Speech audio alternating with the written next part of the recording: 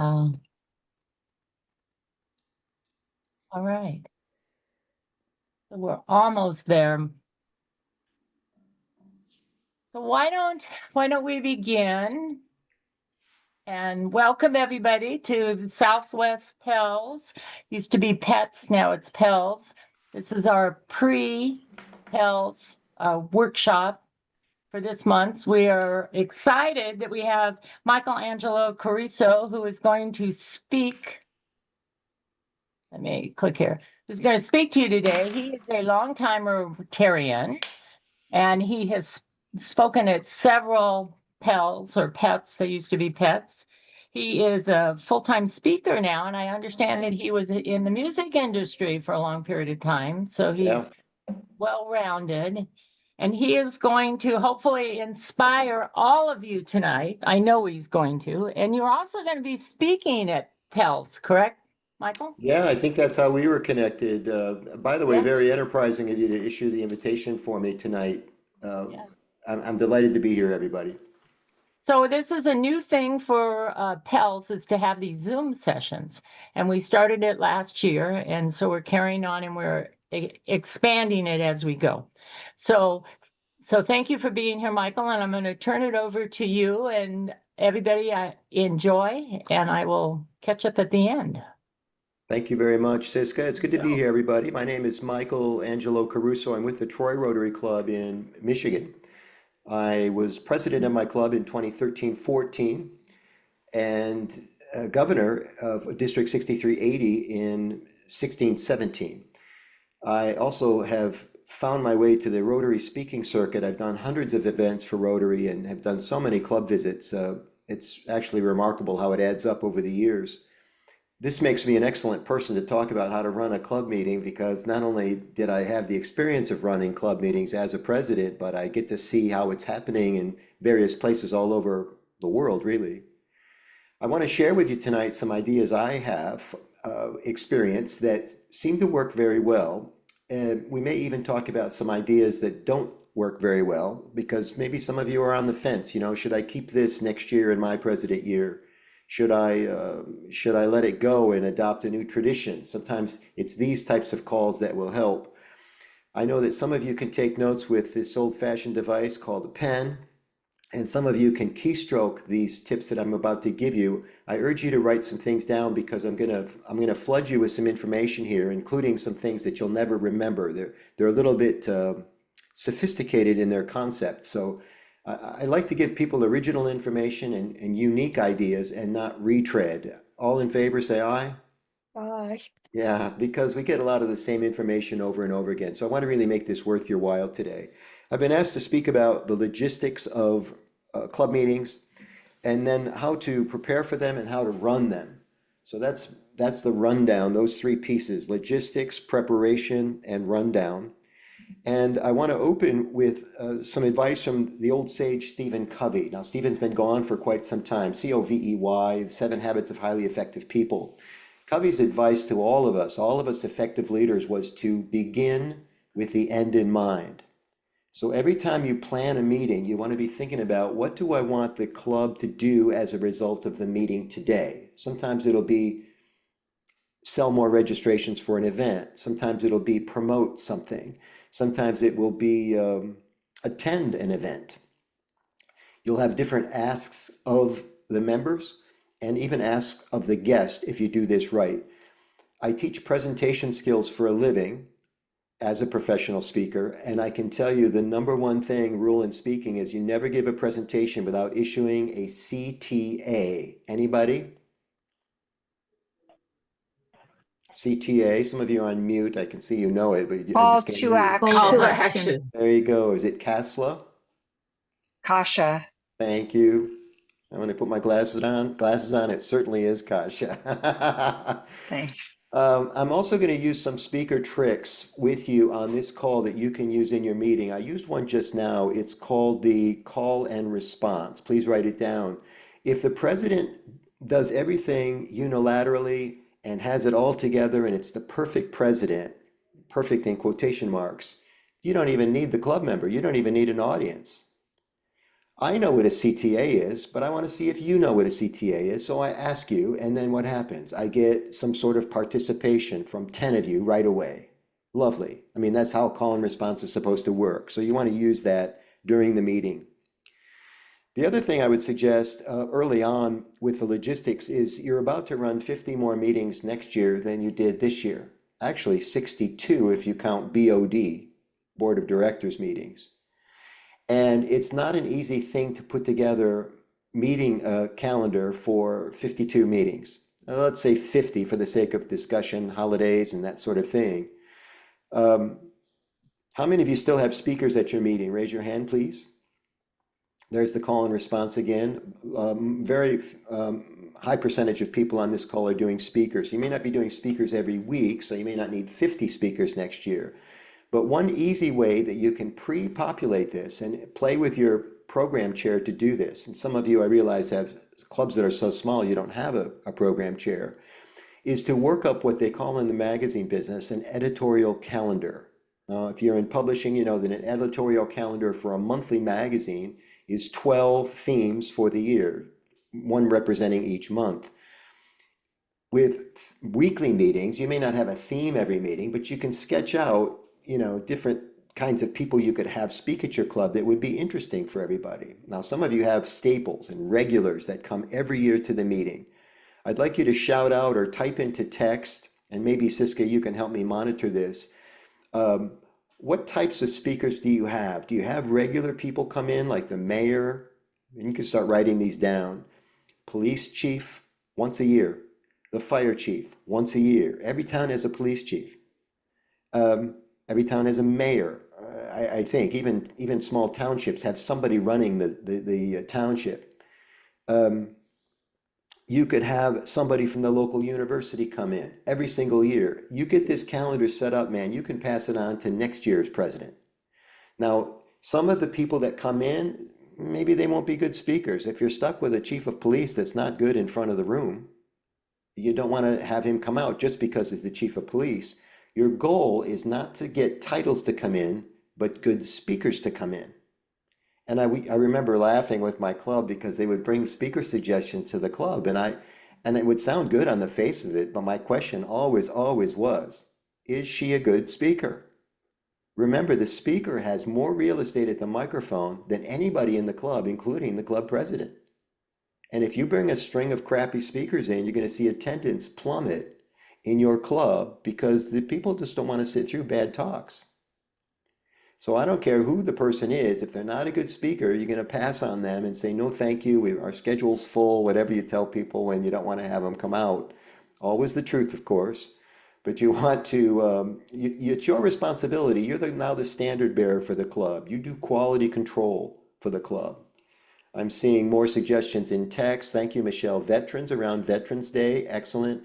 Try to make sure the veteran has a story. It's not just that they were a veteran, that they have a story, or they've given presentations before. That would be helpful. They're in demand as a speaker. You want to get the best veteran to represent the topic that day. Charities you support, of course. Too many profits. Jeb says too many nonprofits. You get the handout every week, so you want to stagger those so that it's not all people coming to you asking for money, of course. So I was so excited when Siska asked me to do this topic because I'm actually writing a book about it. It's not done yet. I'm thinking it will be done by pet season. That's my goal, but I'll bring it to Southwest Pels if it's finished by then. It's how to run good club meetings from the front of the room. Let's talk about preparation and how to get ready for presentations. It's really a presentation, presiding over a club. And sorry, a question? Maybe a loose microphone? Okay. Content is king. Please write that down. Content is king. Not just your content, but the content of anybody that you have stand up to say something. We all have members in the club that like to go on a little bit, and you need to be a good cop, bad cop in the club because you're the keeper of the microphone. And you want to make sure that you don't give the microphone to people that are going to squander the minutes. You want to make sure that their presentations are tight and together, And for that reason, you might want to set up like a soft rule during your year that if you want microphone time, come to me in advance and tell me what you want to talk about and how many minutes you need, and I'll accommodate you. And what that'll do is it'll put a conversation in place about what exactly the person's going to talk about. I do realize that even in the most formal clubs, if a Rotarian raises their hand and has something they want to say, you're obligated to call on them and have them participate. I'm reminded of Oprah Winfrey, who ran a great talk show for many years. In the early years, she used to go out into the audience to take questions. This is back in the Phil Donahue days. Remember that? They'd go into the audience with the microphone. And Oprah in the early days would actually hand the microphone to these women that were these passionate women that were in the audience, and she'd have trouble getting the microphone back from them. So Oprah learned from now on, I'm holding the microphone, and you'll see some of the passionate women that would try to take it from her, and she's holding on for dear life with some of them. So you want to make sure that if you give the microphone away, and I'm speaking metaphorically, some of the clubs aren't big enough to actually have a mic, is that you get that mic back when you need it. And there are tricks for this. I would have the person come close to me and then hold the mic for them, and then I would take it away and say, does anybody have any questions? And that's the transition that moves them away from the speaker, right? Because I have to manage the clock. I'm the president of the club. If you've got somebody else in the club managing time, good for you. My experience is it's just better if the president does it, because the president created the agenda and has their eye on the clock all the time. In addition to content being king, on a related note, you want to work with an agenda whenever possible. Even if you don't hand the agenda out to club members, you want to have an agenda when you run meetings, even if you have an informal club. And the reason is it's twofold. It forces you to have something important going on that you'll talk about and share with the club. If you just get together for, mastacholi and everybody starts free-forming, I guess that's okay, but you probably won't be a high-performing club without some sort of an agenda. You will have to have a physical agenda, mine's handwritten tonight, a physical agenda for BODs, right? Board of Directors meetings, because you got the business of the club to attend to. Now, I am in favor of what I call a 5-column agenda, and I'm going to give you the 5 columns right now. You're going to write them down left to right, 5 columns. The first column is the type of topic. Now, there's only 3 choices. It's either an announcement, a discussion, or action of some sort. And action could be a vote. So in the very first column, and I do it like ANN for announcement, ACT for action, DIS for discussion, because it's a very small column. It's just you're checking a box. Which one is it? Because if it is a discussion item, it's going to need more minutes than an action item that just requires a vote. So you talk about it this week, but we vote on it next week when we get some more information. If it's an announcement, nobody needs to pipe in on it. You're not going to take questions on the announcement necessarily, but the announcement's going to be quick, down and dirty, and then you move on. So that's why it's important to know what are the components of this 5-column agenda. The second column of the agenda is time. How many minutes will it take? Now, just a show of hands, and I can only look at one screen at a time here. How many of you meet for 1 hour? Hands up. How many meet for an hour and 15, 75 minutes? Thank you, Kasha. How many meet for an hour and a half? Hands up. Maybe a few. I can't see the other screen. So we have various amounts of time, whatever it is for you. And the minutes that you add up on the agenda should equal the amount of time that you have in the club. Now that's time management. And your job is to steer that ship. Now, if everybody has a written copy of the agenda that you made up and it says this topic's only going to take 5 minutes, you're leveraging a psychological axiom called the power of the sign. And what this means is that if it says 5 minutes, you're likely to get cooperation from the people in the room. Oh yeah, this is a 5-minute item. Let's not make a thing of this, right? But if it's a 10-minute discussion item, now they have some room they know there's going to be some back and forth on it and people are going to be exchanging ideas. So that's pretty cool. Second column is time. The third column is the topic itself. What is the topic of discussion? The fourth column is the champion of that topic. This is a president trick for chairing the meeting. You do not want to be the only voice in the meeting. It sounds cool. It'll give you a sense of authority and feeling important, but it's not the best kind of meeting for the club. You need to hear from other people in the room, and it's best if every idea that's put forth isn't yours for a bunch of reasons. So if Tom is going to champion, or Jeff on this call, if Jeff is going to champion the discussion item, that's topic number 3, his name is there. And now Jeff knows that I'm going to be calling on him in a minute to represent us on this topic because he's chairing it, or he's passionate about it, or he knows the most about it, something like this.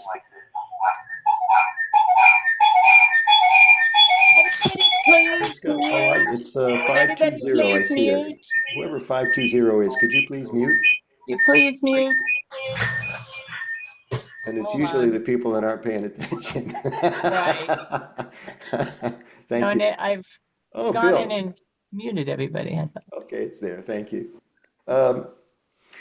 So the 5th column is the result of the topic, whatever happened. So the 5 columns are what type of thing it's going to be, the time, the topic, the 4th category.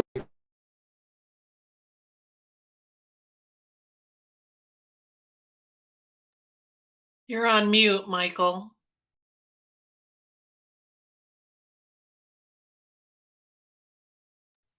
Michael, you need to unmute.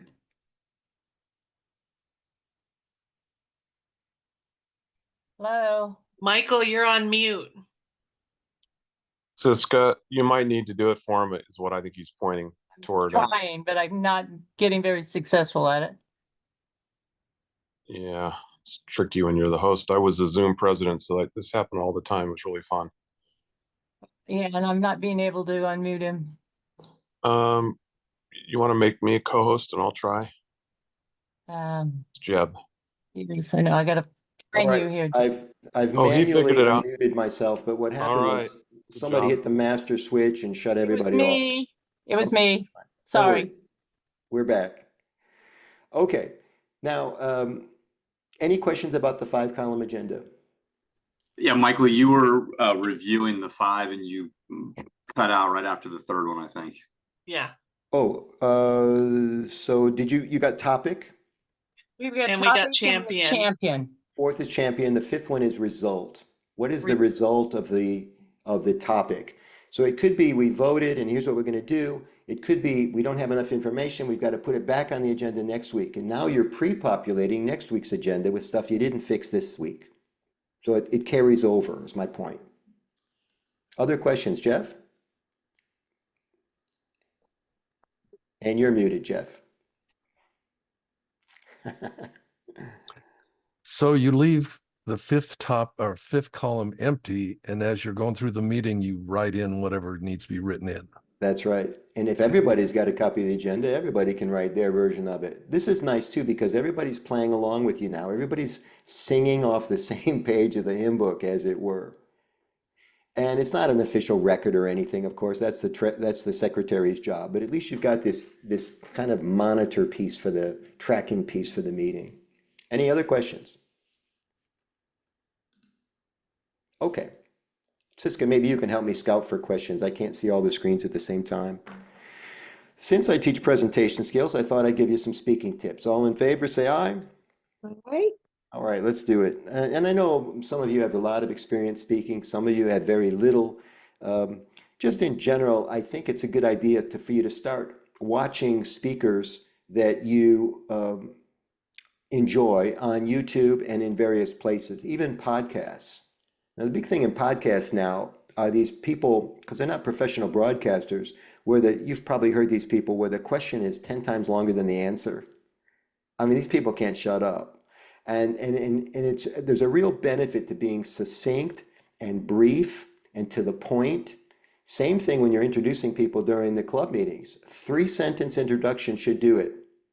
You don't have to go on. And please don't read their entire bio when it's already on the screen. You don't need to do that. It's insulting to read to other people. So we want to start thinking about ourselves as professional speakers in a sense, because you're a professional now. If you're president of your Rotary Club, you're running the show. I want you to think about maybe recording yourself. I'm recording myself right now. I have just beneath the screen here my cell phone. It's on a little tripod. I've been recording just me the entire time. I not only have content now that I can share with other Rotary groups about how to do better meetings, but I can study it myself. What went well? What didn't go well? What was the weakest part of my presentation? Another thing you want to do is practice how to say things. Everybody practices what to say, but nobody practices how to say it. So for example, and this is why this is important, everybody knows that how you say something is often more important than what you say. For example, if you say good morning to the club like this, watch my face. Good morning, everyone. We're really glad you're here today. Do you catch the tell? I said it was really glad that you were here today, but I forgot to tell my face. It was what's called a neutral face or a resting face. It's the same face you'll have in your casket. So you greet the club looking like a dead person, and you wonder why nobody's giving you any kind of spark. That's why. So I always tell new presidents, don't forget to smile. You could write that right into your agenda, smile when you ring the bell. Because when you ring the bell, everybody turns to look at you. And if you look like a deer caught in the headlights, it's not going to be a good year. So you want to figure out how to, and I used to take the gavel. I don't know how many ringing the bell still, raise your hand. Okay, a few. So I used to, back then, I would turn with my back to the audience, especially if it was early, because I didn't have my legs yet as a president. I would turn and I would take a deep breath and I would create that smile before I turned around. And then I would turn around. I don't know if anybody was looking at me, but if they were, they saw me smiling. And then I rang the bell and they looked up. I'm happy and I'm in charge and I'm competent. I mean, you see how that signal would come across.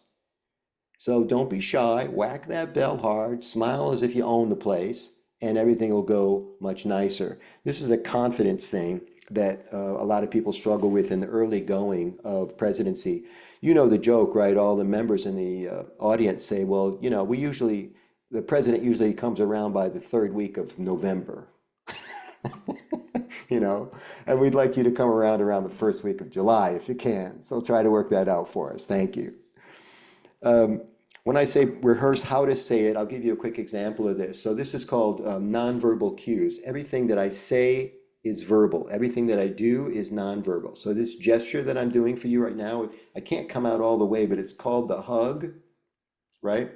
This is called the thinker pose. If somebody in the room poses a question, I definitely don't want to do the Superman pose while I'm taking questions. I don't want to do attitude while I'm taking questions. I want to show interest, and I can do that by the thinker pose, so it's pretty cool. Another thing is, if I'm going to tell you three things, watch my hand. I want to tell you three things you need to remember about this particular issue. Number one, number two, number three. So those three things are 1, 2, 3. You see what I'm doing? And this makes it not only memorable, it makes it transferable. Somebody missed the meeting and they say, well, what did Caruso say about the such and such? Well, let's see, he told us three things. What were they? I remember two of them. So it's interesting. You plant that seed that there's three things, they tend to remember three things or two things, whatever. Okay. Siska, remind me about time, please. When you get a second, I'd like to know if I'm burning up too much clock on this issue. It's 6:23. We have time.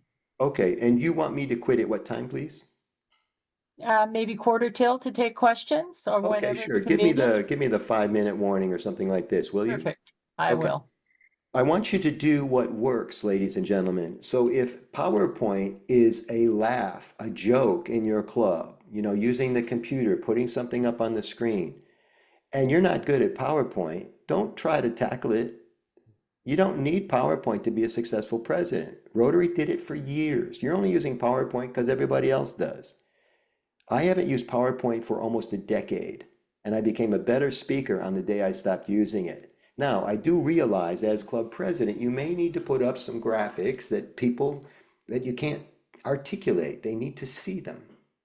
But here's what I would do. I did this back in 13, 14. I created a pregame slideshow. And we looped it as people came in getting coffee.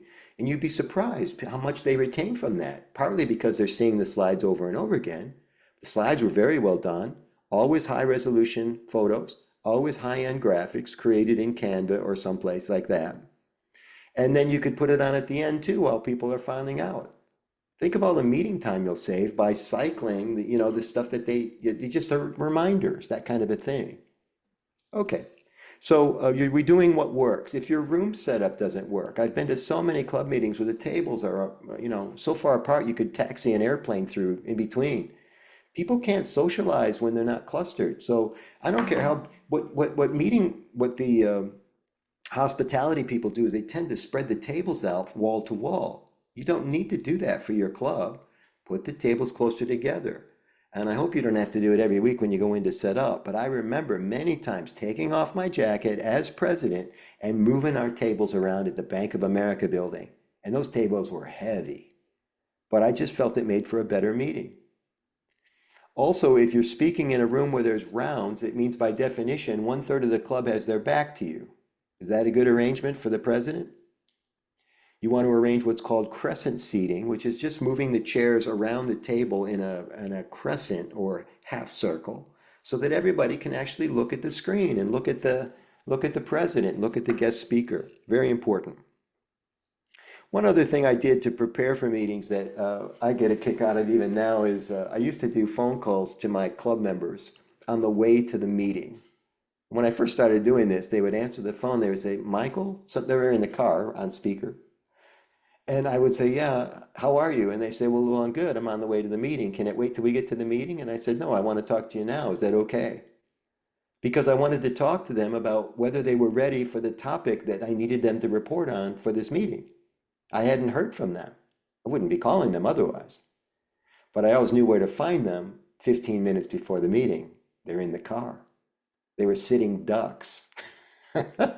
And it was the same thing after the meeting. I know where they're going to be. So if something happened in the meeting and I need to clarify with them, what do? I called them on the way home. I got nothing else to do. I'm just driving. But by using better use of that time, I found I could be more efficient as a president. I could get more done. And that's going to be something you're looking at about a month in. You're like pulling your hair out. How am I ever going to get through this year? There's just so much to do, so many calls to return, so many issues to wrestle with. So I hope these tips are helping you. Let's talk now about running the meeting. We'll save some time for Q&A at the end, like Siska said. I like that. I want to talk to you about some things you need to do in the first 2 minutes of the meeting. And it doesn't matter if the meeting's an hour or an hour and a half. You need to do several things at the beginning of every meeting. Number one, I want you to use what's called an incidental credential. An incidental credential is a way to leverage influence from the front of the room. Now, I know we're a utilitarian organization. We're all, watch my air quotes here, we're all the same, right? Or are we? You are the president, man. You're different. You're steering the ship. Your hands are on the steering wheel of this thing. And we need you to have a little bit more influence maybe than the person that comes to meetings every 3 weeks. And one of the ways to do that is to use an incidental credential. Here's an example. Hi, everybody. I'm so glad you're here today. I just attended the district conference and I learned a lot about what's going on. I'm going to share a couple of those things with you at the meeting today. Now, historically, only about 10% of our population, district population, attends the most important event of the year. So if you've got 1,500 people in your district, you're probably getting about 150 people on average to come to DISCON. So if you went to DISCON, you've got information that the people that didn't go don't have yet. And that's influence. You could do the same thing with pets. I went to pets. You could do this when you go back to your meetings now. I just want to tell everybody I'm attending pets training. We heard this amazing speaker named Angelo Caruso. I took 8 pages of notes. He's amazing. And I'm learning a lot about how to be a better president than the one we had this year. I'm just kidding. But you want to use humor, and just lighten things up a little bit. It doesn't always have to be, I'm a better Rotarian than you are. That's not good. So an incidental credential. Number 2 is you want to try to get the audience to smile. I already told you how important it is to smile. And sometimes just you smiling makes everybody else smile. But in case that doesn't work, you want a little icebreaker or something easy to say. I just had fun with this. Sometimes my incidental credential makes them smile. I'll say, my name's Michael Angelo Caruso, everyone. Thank you for coming. I'm a Leo. And I'll just pause because they're like, what? What did he just say? Did he just give us his astrological sign? And it's just a silly little thing, but it gets people to lighten up a little bit and understand, who you are as a person, the tone of the year, the fact that you don't take yourself too seriously. I think it's all good. If humor's not your thing, you want to do some other type of way to make them smile, it's okay with me. Number 3, make the audience do something in the first 2 minutes. I did that with you in this call. What did I get you to do in the first 2 minutes of this call? Can you remember? I got you to raise your hand. I got you to write something down. I got you to call and response. I asked you to type something, right, a minute ago. So that's that interchange that I'm talking about that sets up the audience participation. I do a lot of sales coaching as somebody who does presentation training. And I can tell you that we always teach the salespeople that you've got to get people involved. You've got to get a lot of small yeses before you can get the big yes. And that's kind of what you're doing as a president. You're going to get their buy-in on a few small things, and then you're going to ask them to approve a major fundraiser, right? Okay. And then the fourth thing, first one was incidental credentials. Second one was make them smile. Third was make them do something. The fourth one is tell them something they don't know. Remember earlier, I mentioned we have a habit in Rotary of retreading the same thing over and over again. They're like my mom's old soap operas. You can miss 10 Rotary meetings and you come back and it's still the same. It's like you didn't feel like you missed anything. Your goal is to make people think that when they miss one of your meetings, they miss a lot. You want attendance to go up during your year. You want giving to go up. You want engagement to go up. And I'm giving you ways to do that. We talked earlier about moving the microphone around the room through what I call them pop-up presentations. Dave Donnellan, would you please stand up and talk a little bit about what's going on with the foundation event that's coming up, the district foundation event? Dave knows in advance, he's on the agenda, it's an announcement. Dave pops up and gives a nice little come to the foundation announcement. I want to talk about the care and feeding of speakers. This is important because, like I said, the speaker has a lot of time at the microphone. I want you to never take it for granted. I don't care how good your program chair is. Never take it for granted that the speaker knows how the meeting is run. You always say to them, you have 20 minutes for your program, including Q&A. And you get them to nod their head, yes, I understand. You say at the end of the 20 minutes, I'll stand up. And that's your signal to wrap up. If you don't wrap up right away, I'll move a little closer to you. I used to joke, at some point I get so close to the speaker, I give them a big hug, and then they go, I guess I'm done now. I say, yeah, you are, because you're in charge of the clock. If the meeting runs late, they don't blame the speaker, they blame the president. And if you run late on one thing and you're behind, everything's behind now. It's like air travel. I always fly early in the morning because the flights never start to leave early later in the day. It just doesn't happen. So you have to think about how time works when you're managing it. I have a Facebook group that you can get ongoing speaking tips. If you check out the chat, I've put it in chat for you. I'll put it in again so that you can see it currently. The Facebook group for Present Like a Pro will give you ongoing tips. This is free on how to be a better speaker. The second link is a marketing group. It's how to get more attendance, more engagement, and raise more money with your club. And I run that group as well. I do this just because I like to do it. I was public image chair for the zone. I have a little marketing streak in me. I'm in the speaking business, the event business. So this stuff comes easy to me, and I love sharing the tips, and you're welcome to join us there. It's a great community. Okay. We're getting ready to take some questions from you. In the last 2 minutes of the meeting, there are several things you need to do at that juncture. Number one, you're going to summarize. So as we wrap up, hey, Elaine.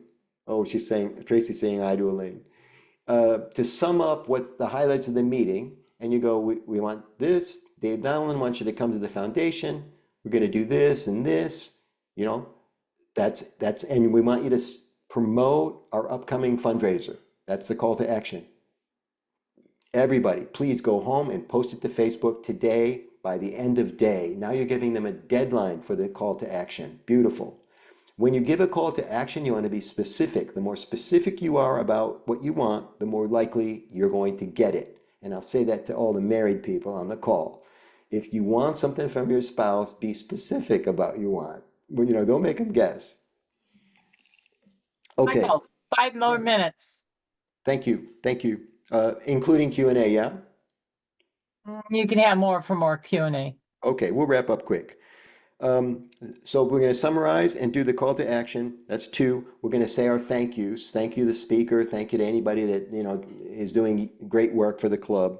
And then 4th, and this is really important, I want you to cluster the formalities that you do at the end of the meeting. A lot of people do the 4-way test, they do a 50-50, they do happy bucks. I want you to move through that. You know, a lot of us now, we're older and we're retired. We're like in a slower gear. I attended a meeting not long ago where it took them 5 minutes to do a 50-50 raffle. 5 minutes. It was like watching the paint peel off the wall. And you're trying to get attorneys to come into your club and CPAs. They're there on billable time, man. And they see how slowly this stuff moves and they go, this club isn't for me. So keep it moving and keep it fun and keep it interesting. That's all I'm asking. Before we do questions, I want to tell you, I'm so excited to come to Southwest Pels. We're going to get to know each other better. I want you to think about this for next year. I do a fundraiser for clubs. It's an easy 10K net. Net means you keep $10,000. So the club, it grosses $1,250, $1,300, but you keep 10K.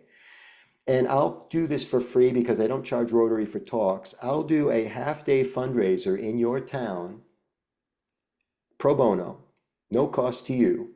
You charge $60 to the public for them to come in, and the club keeps all the money.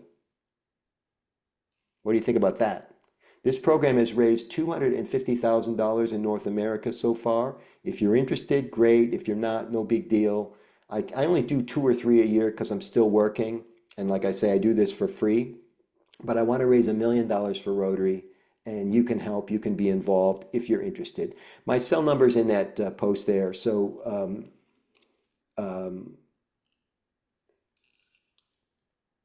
okay, my cell number's in chat, so you can hit me up there if you're interested. Let's do some Q&A. Questions about anything we've talked about, or specifically something we have not talked about. Hey, Michael, one of the things that I recognize about myself is when I get nervous, I tend to speak fast. Yes. And was wondering what you might, any tips or tricks regarding catching yourself and slowing down. Sure. Well, one of the things, the top thing, of course, is awareness. If you're aware of it, that's a huge step in the right direction, because if you're unaware of it, you're just going to blaze, right? I've been talking pretty fast, but I'm quite aware of it. I'm so aware of it, I can tell you I'm about 190 words per minute, WPM. The average person speaks at 150.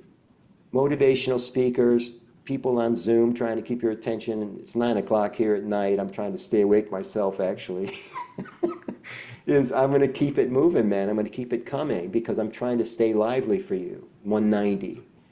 But I'm doing it on purpose, Will. And I also know the content pretty well, so I'm not going to stumble and bumble. And that's one of the things I think you don't want to seem nervous to the audience, to your members. There's a big difference between speaking fast and it's like in New York, you know, you're in a taxi with somebody who's a good driver driving like a maniac. It's a lot different experience than in a taxi where the driver is no good, driving like a maniac. So, Will, we can talk more about that if you want. You got my cell, brother. Thank you. You're welcome. Other questions before we wrap up? Before I wrap up, I think you're stuck. They recorded it, so. Yes. Hi, Tracy. Tracy. Oh, can I go? So I kind of caught on to something just by going to our meetings that I thought about doing when I become president. But I noticed the and I do this in general, I notice the strengths in people. I notice who's a good joke teller, who has the best stories, who's Yes. knowledgeable, who's techy. So, I mean, I can, any tips on working on that and just bringing that into my group? Yeah, it's great. I would say, first of all, you want to compliment the person on that skill set. Don't just ask them to be the sergeant at arms because they're funny. Everybody knows the president's going to be looking for people to do stuff. So you don't want to make it feel cheap, like you're the first person I thought of, or you're the funniest person in the room, or you've been the sergeant for 10 years. Why don't you be sergeant for the 11th year? That might be one of those things that's not working. So you get your eye on somebody who's witty like that. Maybe they'd be a good club greeter. Maybe they'd be a good sergeant. Maybe they'd be a good president. You want them to get in line for that. So first, it's a deep emotional compliment. I admire your skill set. You are so witty, so sharp on your feet. Would you consider being sergeant at arms for our club and collecting happy bucks? I've got a plan here that we could collect $2,000 in happy bucks just by coming to meetings. Would you be interested in helping me with that? And they might grab it, Tracy. Marcus Buckingham called that the forehand and the backhand, for those of you that know racket sports. The forehand is always the accurate, more powerful stroke, unless you're a professional, in which case I'm told the basketball players are equally good dribbling with both hands. I can barely dribble with my right hand. So you're finding people, you're identifying their forehand, and then you're going to put them to work in service of the club. I think it's a great idea. I think I have one more question. Sorry? So I noticed there's members who feel unheard, and so I'm going to try and correct that when I become president. They find out they gave the president, current president or the former president, 5 really good ideas, and they just weren't even acknowledged. How can I be good at that? Well, it sounds like awareness again is going to be key. The fact that they haven't been acknowledged, that's easy to acknowledge them. If their feelings are hurt because nobody accepted their ideas, that's a separate problem. And again, you're the gatekeeper. I don't think you're obligated to accept ideas just so that everybody has an idea. We want to please everybody in Rotary. I see this happening with votes all the time, where we want everybody to agree, otherwise this is no good. And if one person disagrees, we all go to work on changing that person's mind. That's not how voting works. It doesn't have to be unanimous. It just has to be majority rule. So you have to decide what kind of club you want to have. It's like these little league teams that play all the kids, I'm not sure the ones that play all the kids win any championships. Now, you could make an argument that all kids should get a chance to play. You understand where I'm at on this? It's a decision you have to make. It's a little slider, and you choose where the slider is with your club. Michael, we have Cam and then Jeff. Hey, Cam.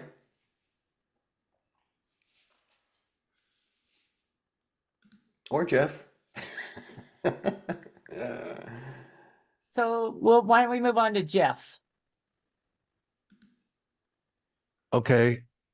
One of my pet peeves during a meeting is when you're trying to hold a meeting and tell people stuff, and then you have this side conversation. Do you have any recommendations on how to address that without hurting feelings? Yeah, your goal it's a false goal there. You shouldn't be concerned about hurting feelings. You should be concerned about maintaining the integrity of the club. And if feelings get hurt because you had to tell somebody to knock off the side chats, so be it. There are 2 ways to do it. You can do it privately. If they're habitual offenders, you pull them aside and say, listen, again, you can use humor. I'm going to be president next year. You grab your vest like this. There's a new sheriff in town. We're going to knock off the side conversations because it just sets a bad tone for everybody. Can I get your cooperation on that? Depends on who it is and your communication style.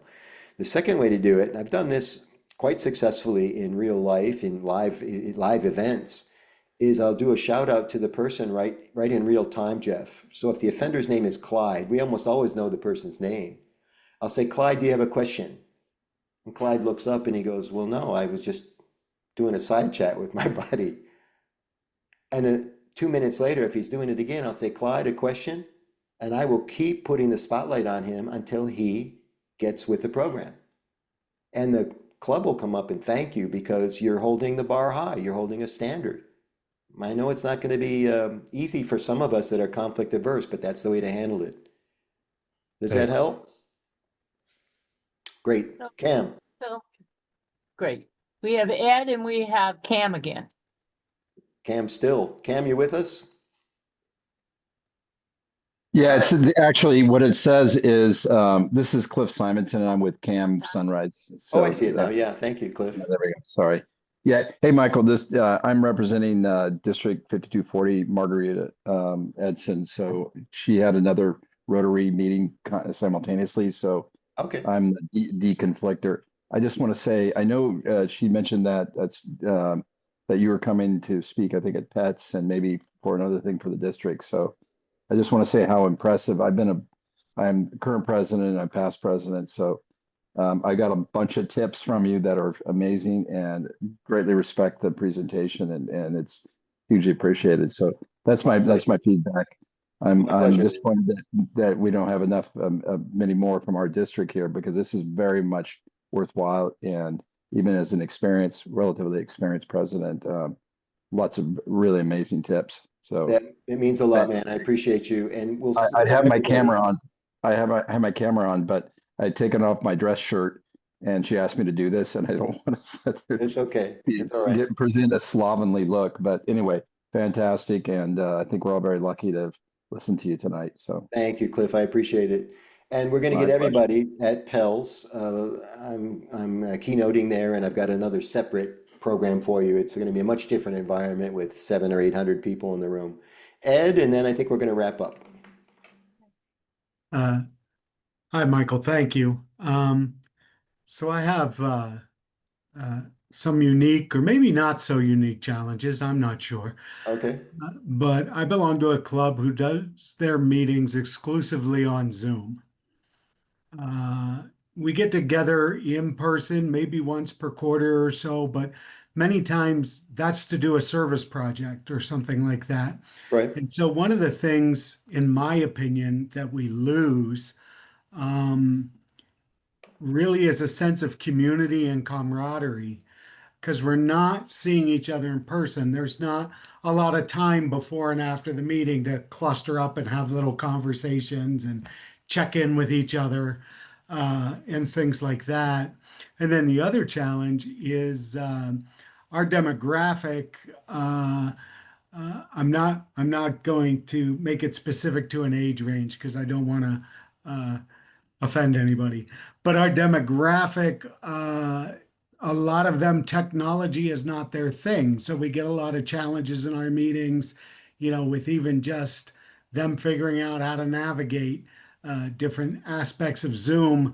However, at least the club attitude is one of the appeals of us being Zoom only is that there are folks who choose our club specifically because we meet on Zoom. So do you have any thoughts on how to address some of those challenges and get a better sense of cohesiveness and community? I don't have data points on what's working and what's not. My sense is that people are discovering that post-COVID that we're coming back to physical meetings because I think a club by definition has to physically meet. You just lose so much. I think your intuition is correct, Ed. You're missing a lot. The club is missing a lot.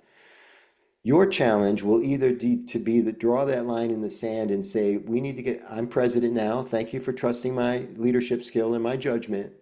We're going to start meeting once a week physically.